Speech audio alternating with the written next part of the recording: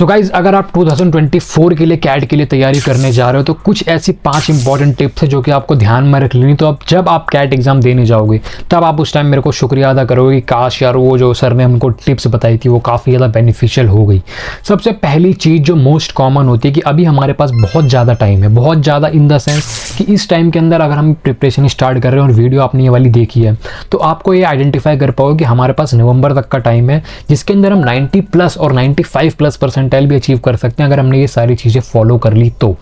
देखो, सबसे मोस्ट पहली चीज़ ये होती है कि इस टाइम के अंदर आपको रिलैक्स रह के प्रॉपर तरीके से अपनी प्रिपरेशन करनी है, जिसके अंदर आपकी सबसे पहली एंड द मोस्ट कॉमन चीज़ होगी कि आपको कोचिंग इंस्टीट्यूट के अंदर सिलेबस आपका बहुत धीरे धीरे चलेगा और बहुत धीरे धीरे की वजह से आप किसी भी पर्टिकुलर टॉपिक को अच्छे से कर सकते हो और साथ के साथ आप अपना पूरा सिलेबस कवर कर सकते हो। फिर चाहे कहीं से भी क्वेश्चन आ जाए, किसी भी टॉपिक का आ जाए, आप उस क्वेश्चन को अटेम्प्ट कर पाओगे, अटेम्प्ट के साथ साथ आप उसको सही सॉल्व भी कर पाओगे। तो पहला प्लस पॉइंट तो ये हो जाता है। सेकंड चीज़ कि इस टाइम पे हम मॉक टेस्ट अपने देना जितनी जल्दी स्टार्ट कर देंगे उतनी जल्दी हम उसके अंदर सर्कल के अंदर और उस साइकिल के अंदर घुस जाएंगे। जो कैट एग्जाम का रियल टाइम एक्सपीरियंस होता है उसको हम अपने ऊपर आइडेंटिफाई कर पाएंगे और देख सकते हैं कि क्या हम रियल टाइम एक्सपीरियंस के अंदर कैसा अपना कैट एग्जाम परफॉर्म कर सकते हैं। अगर ऐसा मॉक टेस्ट देखने को मिल रहा है तो मतलब कि मॉक टेस्ट को आपको रियल कैट की तरह देना है और उसी के अकॉर्डिंग आपको अपना एनालिसिस करना है और उसी के अकॉर्डिंग आपको अपनी स्ट्रैटेजी बिल्डअप करनी है। फिर चलते हैं अपने तीसरे and the most important point की ओर कि स्ट्रैटेजी बिल्डर। इस टाइम पे आप जितनी ज़्यादा स्ट्रैटेजी बना सकते हो उतना वेल एंड गुड है।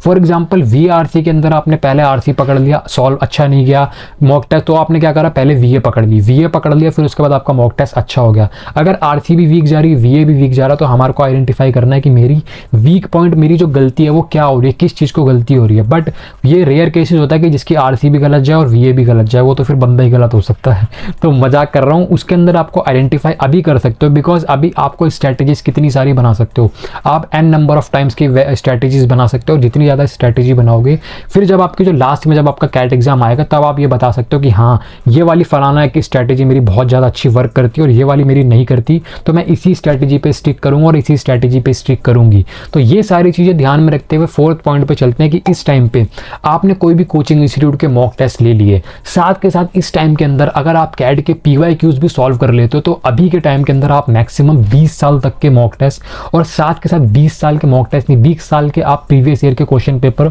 सॉल्व कर सकते हो। साथ में अभी से अगर आप मॉक टेस्ट देना स्टार्ट करते हो तो आप 40 से 50 तक के बीच के अंदर मॉक टेस्ट लगा दोगे और 40 से 50 जिस बच्चे ने मॉक टेस्ट लगा दिया ना वो 95 प्लस परसेंटाइल लाने की गारंटी मैं दे देता हूँ। यहाँ बैठा हूँ, चैनल अनसब्सक्राइब कर देना अगर आपने 40-45 मॉक टेस्ट लगाने के बाद भी आपकी 95 परसेंटाइल नहीं आ रही है। हालांकि ये नहीं होता कि मतलब मॉक टेस्ट देने का ये मतलब नहीं होता कि आपने सिर्फ मॉक टेस्ट दे दिया तो वो आपका हो गया प्रॉपर। आपने पहला मॉक टेस्ट दिया, आपकी जो भी गलती आई वो आपने आइडेंटिफाई करी, नोट डाउन किया, उसके ऊपर आपको प्रॉपर जैसे 2 घंटे का आपका मॉक टेस्ट है तो 3 घंटे आपको एनालिसिस में देना है और 3 घंटे एनालिसिस में देने के बाद आपको आइडेंटिफाई करना है कि वीक एरियाज कौन से थे, स्ट्रॉन्ग एरियाज कौन से थे और कैसे कैसे तरीके से मैं अपनी और अच्छी तरीके से प्रिपरेशन कर सकता हूँ स्ट्रैटेजी नई बना के। पुरानी स्ट्रैटेजी वर्क नहीं करी थी इस क्वेश्चन के अंदर तो मैं नई स्ट्रैटेजी अपनाऊंगा। उसके बाद अब बात करते करते हम आ चुके हैं अपने fifth and the last point की ओर। देखो, self preparation is the most important in every competitive exam. मतलब आप कोई सा भी कॉम्पिटिटिव एग्जाम दे रहे हो, कोचिंग इंस्टीट्यूट आपको सिर्फ एक रास्ता दिखा देगा, जैसे मैं आपको एक रास्ता दिखा रहा हूँ कि इस तरीके से आप पढ़ोगे